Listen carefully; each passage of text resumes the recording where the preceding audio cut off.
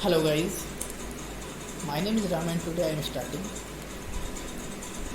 chapter 4 defects and their root causes और repair and maintenance of building में अभी तक हम 3 चैप्टर पढ़ चुके हैं। चौथा चैप्टर स्टार्ट कर रहे हैं defects and their root causes. इसमें कुछ जो गड़बड़ी होती है डिफेक्ट्स और उनके कारण क्या है, मेन कारण क्या है। ठीक है, तो आज हम ये पढ़ेंगे। तो हमारा फर्स्ट हेडिंग है डिफेक्ट्स इन बिल्डिंग। बिल्डिंग में डिफेक्ट्स इन बिल्डिंग।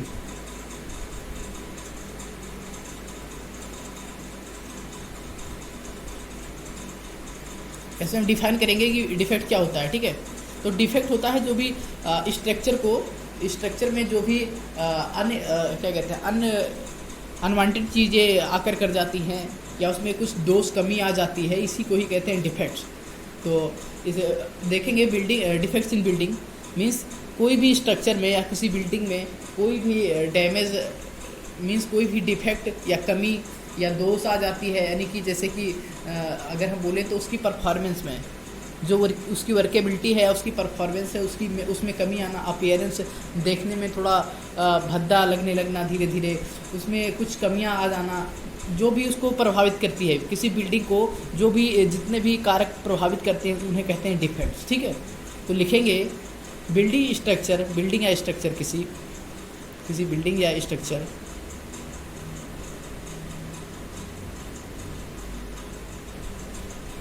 के अंदर किसी भी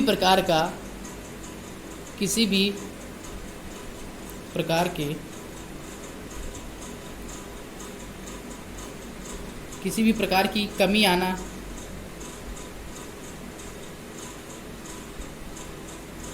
या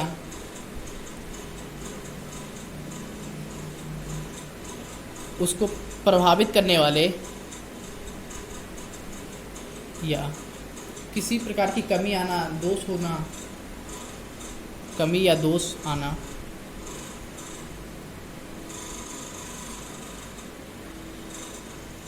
तथा उसके मीन्स बिल्डिंग के परफॉर्मेंस या वर्केबिलिटी। ठीक है, वर्केबिलिटी एंड अपीयरेंस में कमी आना या अपीयरेंस में अपीयरेंस को प्रभावित करना, इफेक्ट आना,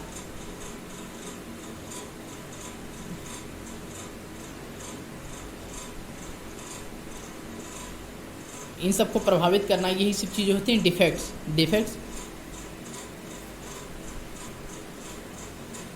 ऑफ बिल्डिंग कहलाती है। ठीक है, डिफेक्ट्स इन बिल्डिंग होती हैं। ये सब जितनी कमियां हो गई हैं प्रभावित करने वाले कारक, ये सब क्या है, डिफेक्ट्स हैं। डिफेक्ट्स इन बिल्डिंग, यही सब डिफेक्ट्स इन बिल्डिंग होती हैं।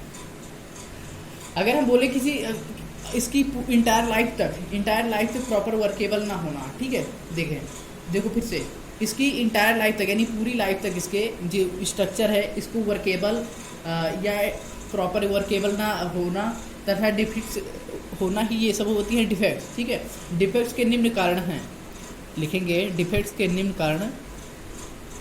डिफेक्ट्स से कुछ कारण बता देते हैं। डिफेक्ट्स के निम्न कारण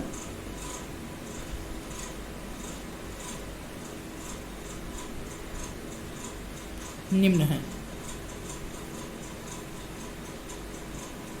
जैसे डिफेक्ट्स क्यों आते हैं, इम्प्रॉपर मटेरियल। डिफेक्ट्स के कारण क्या क्या हो सकते हैं, जैसे इम्प्रॉपर मटेरियल का यूज़ करना, यानी मटेरियल में ही कुछ कमी रहना, इम्प्रॉपर मटेरियल। ठीक है, इम्प्रॉपर मटेरियल यूज़ करना, फॉल्टी की टेक्निक अपनाना कंस्ट्रक्शन के टाइम में। फॉल्टी टेक्निक यानी कोई उस जो टेक्निक अपनाएगी उसी में कुछ गड़बड़ी रही, फॉल्टी टेक्निक अपनाना, faulty technique in construction work जब किया गया था तो उसमें ही कुछ गड़बड़ी रही जो टेक्निक अपनाया गया था वर्क में। ठीक है, तो ये सब चीज़ें क्या होगी, कारण हैं। नेक्स्ट क्या हो सकता है, लैक ऑफ सुपरविज़न, यानी उसकी देख रेख ठीक से ना की गई हो, लैक ऑफ सुपरविजन, ठीक है, लैक ऑफ सुपरविजन। अगला क्या हो सकता है? अगला हो सकता है वेदर, मौसम, ठीक है। तो ये सब क्या कारण है? ये सब निम्न कारण किसके हैं? डिफेक्ट के निम्न कारण हैं। अगला देखते हैं list of defects in building. कुछ मेन डिफेक्ट्स के लिख लेते हैं लिस्ट कि कौन कौन से मेन रीजन होते हैं। लिखेंगे list of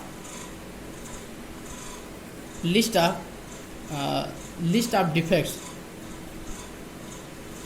list of defects in building.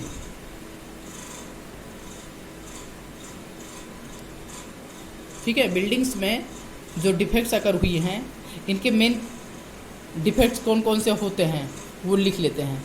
कौन कौन से हो सकते हैं? पहला चीज़ है सरफेस में ही कुछ कमी आना, सरफेस में डिफेक्ट हो सकता है, ठीक है, सरफेस में डिफेक्ट आना। तो लिखेंगे पहला सरफेस डिफेक्ट, यानी कि उसमें ही उबड़ खाबड़ है या सरफेस का टूट टूट के गिरना, ये सब चीज़ें हैं।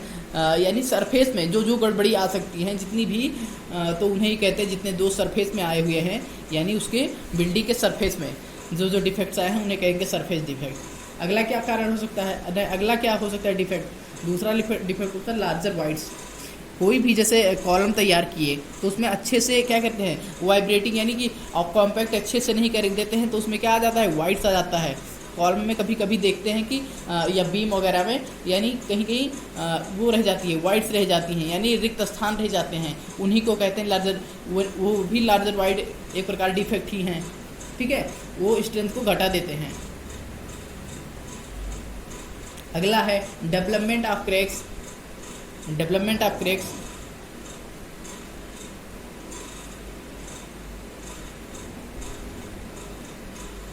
क्रैक्स का यानी दरारों का पैदा होना या उत्पन्न होना, कि दरार जहाँ पर उत्पन्न हो गए, ये भी एक प्रकार का क्या है? डिफेक्ट ही है। लार्जर वाइड यानी रिक्त स्थान, रिक्त स्थानों के कारण स्ट्रेंथ कमी हो जाती है। सरफेस डिफेक्ट यानी सतही दोष, ठीक है। नेक्स्ट क्या लिखेंगे? नहीं, नेक्स्ट क्या होगा? तो नेक्स्ट डिफेक्ट देख लेते हैं क्या होगा। पीलिंग आउट ऑफ प्लास्टर, यानी प्लास्टर का उतरना। पीलिंग आउट ऑफ प्लास्टर, ये भी एक प्रकार का डिफेक्ट है। पीलिंग आउट ऑफ प्लास्टर यानी प्लास्टर का उतरना।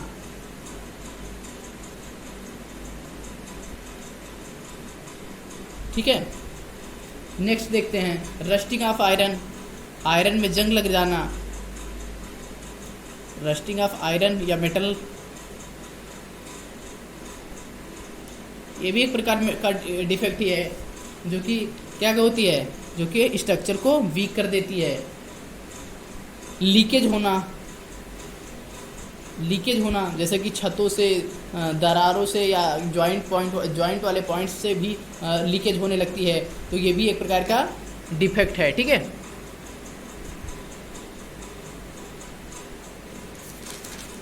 नेक्स्ट देखते हैं क्लासिफिकेशन ऑफ डिफेक्ट। डिफेक्ट का वर्गीकरण करते हैं। डिफेक्ट्स के वर्गीकरण देख लेते हैं। टाइप्स ऑफ क्लासिफिकेशन या क्लासिफिकेशन ऑफ डिफेक्ट, यानी डिफेक्ट का वर्गीकरण।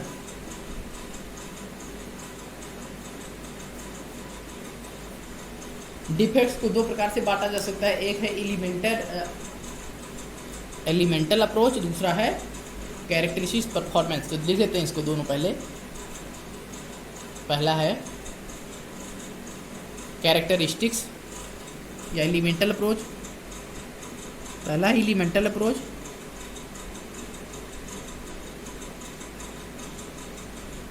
यानी इस वाले डिफेक्ट में ये जो डिफेक्ट होगा एलिमेंटल अप्रोच, यानी कि किसी स्पेसिफिक किसी पार्ट की बात कर रहे हैं, किसी स्ट्रक्चर की किसी एक कंपोनेंट की बात कर रहे हैं और सिर्फ उसमें जो जो डिफेक्ट्स हैं उसकी बात कर रहे हैं सिर्फ, ठीक है। और दूसरा होगा हमारा characteristics performance approach, characteristic performance approach. तो दोनों को एक एक करके देख लेते हैं कि होता क्या है। ठीक है, पहले लिखेंगे, ये हमारा फर्स्ट है एलिमेंटल अप्रोच, दूसरा है क्लासिफिकेशन में कैरेक्टरिस्टिक्स परफॉर्मेंस अप्रोच, कि एलिमेंटल अप्रोच के हिसाब से डिफेक्ट को कैसे डिफाइन करते हैं, कैरेक्टरिस्टिक परफॉर्मेंस अप्रोच के अकॉर्डिंग कैसे डिफाइन करते हैं इसको। तो पहला है elemental approach. Elemental approach means होता है, एलिमेंटल अप्रोच ये किस बेस पे करता है काम, इसमें किसी एक एलिमेंट यानी किसी स्ट्रक्चर के एक कंपोनेंट या एक एलिमेंट, उसके एक एलिमेंट उसकी बात करता है, उसमें जो डिफेक्ट होता है स्पेसिफिक उसी की ही बात करता है, यानी उसी को ही रिप्रेजेंट करता है। तो इसमें लिख लेंगे कि एलिमेंटल अप्रोच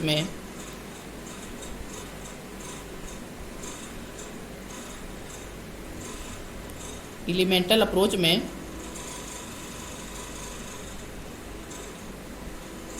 स्ट्रक्चर या बिल्डिंग के किसी बिल्डिंग के कंपोनेंट, यानी किसी एक कंपोनेंट की बात कर रहे हैं कि कंपोनेंट या इसके एलिमेंट में हुए डिफेक्ट्स एलिमेंट्स में हुए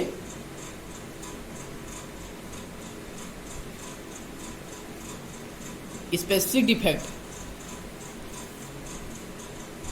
डिफेक्ट्स को ही रिप्रेजेंट करता है।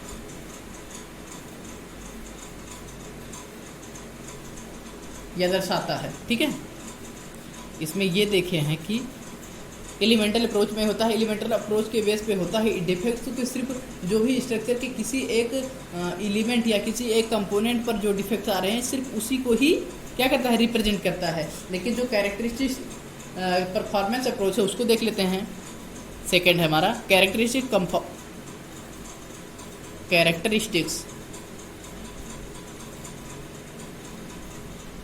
Performance approach.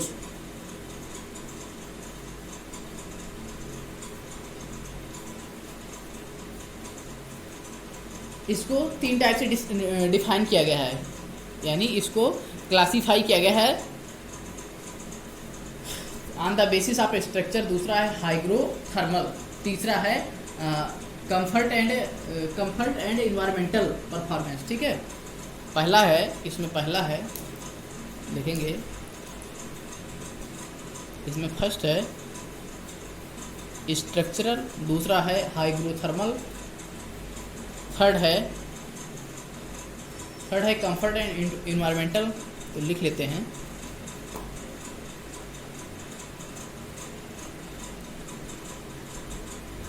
पहला है स्ट्रक्चरल, दूसरा है हाइग्रोथर्मल,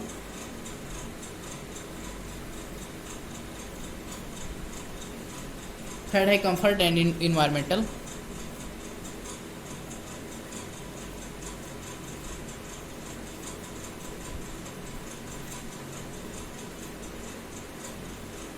परफॉर्मेंस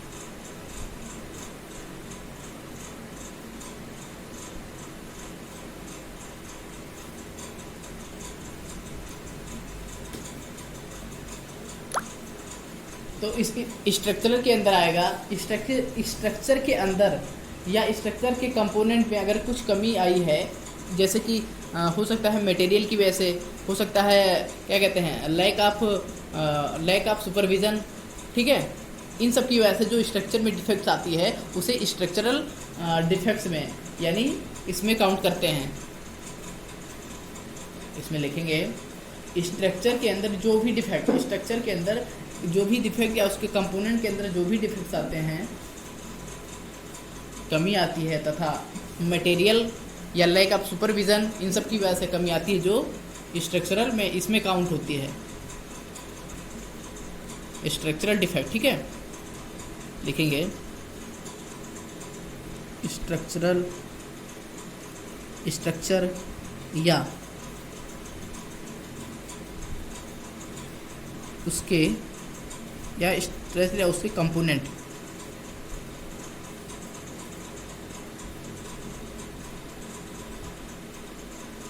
इसके अंदर में कुछ भी कमी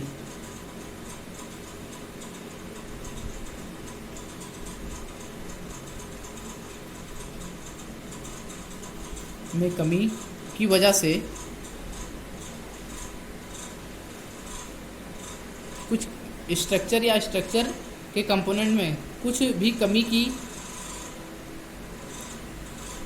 तथा मटेरियल तथा फॉल्टी मटेरियल और लैक ऑफ सुपरविजन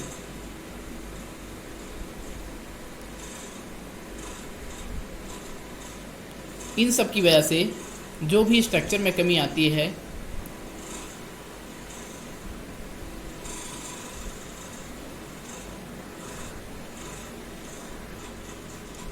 इन सभी की कमी से या इनकी सब की कारण से स्ट्रक्चर में जो भी दोष आते हैं या डिफेक्ट आते हैं, जो भी डिफेक्ट आते हैं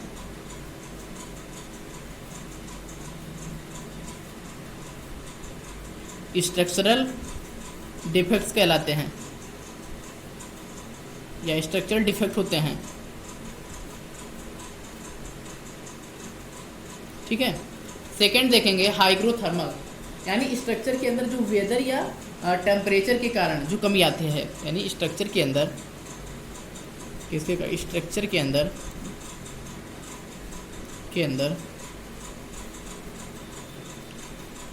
वेदर यानी मौसम,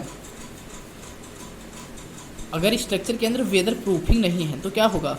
वेदर प्रूफिंग यानी मौसम को सहने की क्षमता नहीं है, इसके पास वेदर प्रूफिंग नहीं बनाया है, तथा वेदर प्रूफिंग की कमी है ना, स्ट्रक्चर को वेदर प्रूफिंग नहीं बनाया है तो इसका मतलब कि वेदर प्रूफिंग की कमी है, तथा टेम्परेचर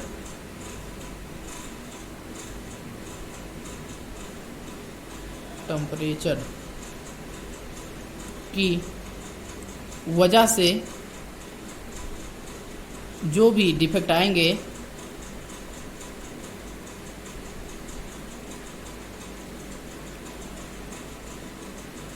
होंगे या होते हैं उन्हें हाइग्रोथर्मल में कंसीडर करेंगे। हाइग्रोथर्मल डिफेक्ट्स में कंसीडर किया जाएगा।